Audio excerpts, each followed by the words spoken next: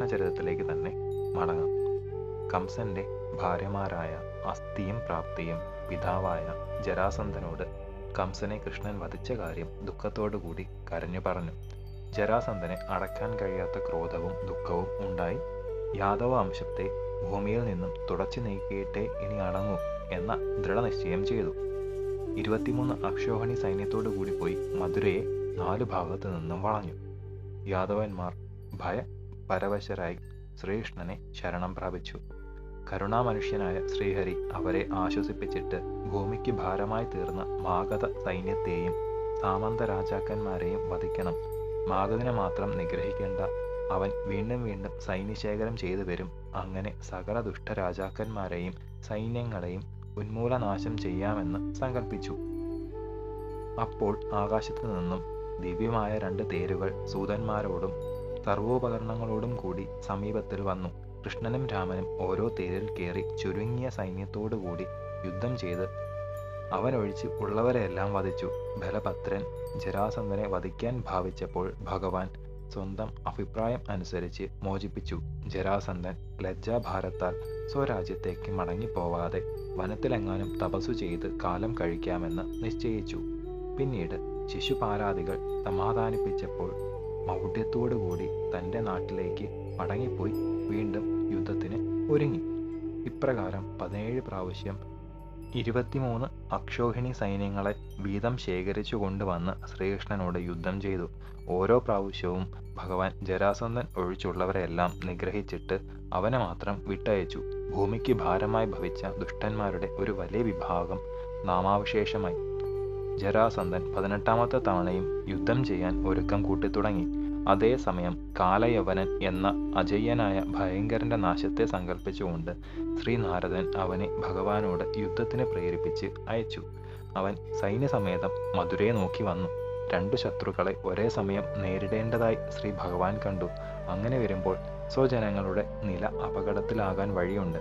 അവരെ സുരക്ഷിതമായ ഒരു സ്ഥലത്ത് ഇരുത്തണമെന്ന് പ്രഭു സങ്കല്പിച്ചു. പണ്ട് ആനർത്ഥ രാജാവായ രേവതൻ്റേതായിരുന്നതും സമുദ്രത്തിൽ താഴ്ന്നു പോയതുമായ കുശലസ്ഥലി എന്ന ദ്വീപിനെ തൻ്റെ സങ്കല്പമാത്രത്താൽ സമുദ്രത്തിൽ നിന്നും ഉയർത്തി അതിനെ വിശ്വകർമാവിനെ കൊണ്ട് അത്ഭുത നഗരമാക്കി അളകാപുരിയെയും അതിശയിപ്പിക്കുന്ന രീതിയിൽ പണിതു.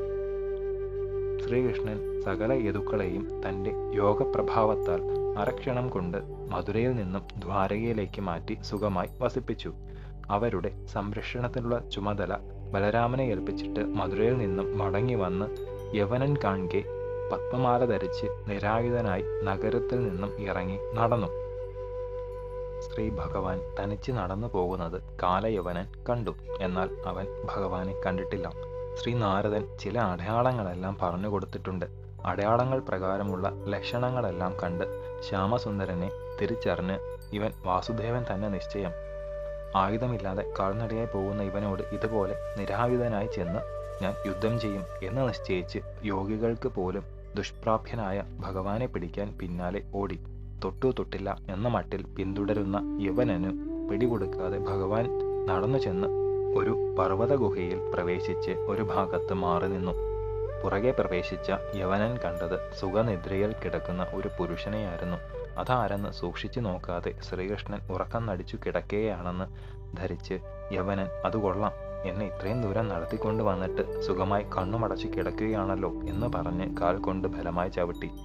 വളരെ കാലമായി ഉറങ്ങിക്കിടന്നിരുന്ന ആ മനുഷ്യൻ സാവധാനം കണ്ണു തുറന്ന് എഴുന്നേറ്റ് ചുറ്റും നോക്കിയപ്പോൾ യവനനെ കണ്ട് തൻ്റെ സുഖനിദ്രയ്ക്ക് ഭംഗം വരുത്തിയ അവനെ ജ്വലിച്ച കോപത്തോടു കൂടി നോക്കി. തത്സമയം യവനന്റെ ദേഹത്തിൽ അഗ്നി ജ്വലിച്ച് അവൻ ഭസ്മമായി പോയി. ഗുഹയിൽ ഉറങ്ങിക്കിടന്നിരുന്നത് മുചുകുന്ദ ചക്രവർത്തി എന്ന മഹാത്മാവായിരുന്നു. അദ്ദേഹം പണ്ട് ഇന്ദ്രന്റെ പ്രാർത്ഥനയനുസരിച്ച് ദേവന്മാരെ അസുരഭയത്തിൽ നിന്നും സംരക്ഷിച്ചുകൊണ്ട് വളരെ കാലം സ്വർഗത്തിൽ വസിച്ചു. ആ കാലമെല്ലാം അദ്ദേഹത്തിന് നിദ്രയുണ്ടായിരുന്നില്ല. ദേവന്മാർക്ക് ശ്രീ സുബ്രഹ്മണ്യനെ സേനാപതിയായി ലഭിച്ചപ്പോൾ ഇന്ദ്രൻ മുചുകുന്ദനോട്, രാജൻ ഞങ്ങളെ രക്ഷിക്കുന്ന ക്ലേശത്തിൽ നിന്നും ഇനി വിരമിച്ചാലും അങ്ങേക്ക് മംഗളം ഭവിക്കട്ടെ, ഞങ്ങളോട് ഇഷ്ടവരം ചോദിച്ചാലും എന്ന് പറഞ്ഞു. അത് കേട്ട് മുചുകുന്ദൻ തനിക്ക് സുഖനിദ്രയാണ് ആവശ്യമെന്നും അതിന് ഭംഗം വരുത്തുന്നവൻ തൽക്ഷണം ഭസ്മമാവണമെന്നും വരം ആവശ്യപ്പെട്ടു. അപ്രകാരം ദേവന്മാർ വരം കൊടുത്തു. മുചുകുന്ദൻ ഭൂമിയിൽ തിരിച്ചു വന്ന് ആ ഗുഹയിൽ കിടന്നുറങ്ങുകയും ചെയ്തു. യവനൻ ഭസ്മമായി കഴിഞ്ഞപ്പോൾ ഭക്തവത്സലൻ മുചുകുന്ദന് ദർശനം കൊടുത്തു. പറഞ്ഞു, യവനനെന്ന ഈ ലോകോപദ്രവി യദുക്കളാൽ വധിക്കപ്പെടാത്തവൻ ആണെന്ന് ശ്രീ ശിവന്റെ വരമുള്ളതിനാൽ അവനെ അങ്ങയുടെ തീക്ഷ്ണദൃഷ്ടിയാൽ നശിപ്പിക്കുകയാണ് ഉണ്ടായത്. ഭക്തവത്സലനായ എൻ്റെ ദർശനത്തിനായി അങ്ങ് പൂർവജന്മത്തിൽ വളരെ പ്രാർത്ഥിച്ചതിൻ്റെ ഫലമായി അങ്ങയെ അനുഗ്രഹിക്കാൻ വേണ്ടിയാണ് ഇപ്പോൾ ഇവിടെ വന്നത്. മുചുകുന്ദൻ പറഞ്ഞു, യാതൊരു ഫലകാംക്ഷയും കൂടാതെ നിൻ തിരുവഴിയുടെ പാദങ്ങളെ സേവിക്കുമാറാകണം. ആത്മാവിന് ബന്ധമുണ്ടാക്കുന്ന വിഷയങ്ങളിൽ അശേഷം മോഹം തോന്നരുത്.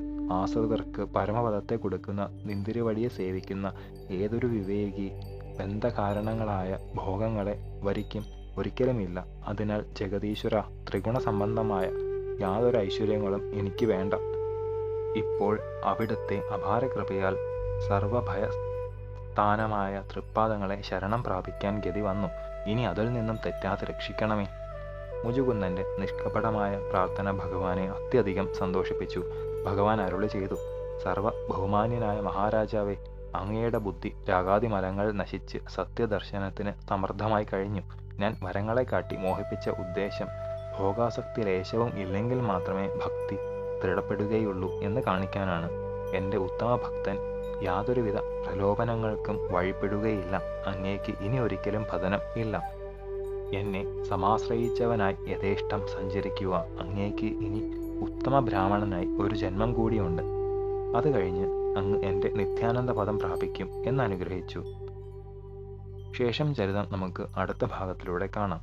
ഗുരുപാദങ്ങളിൽ സാഷ്ടാംഗ പ്രണാമത്തോടെ നമസ്കാരം.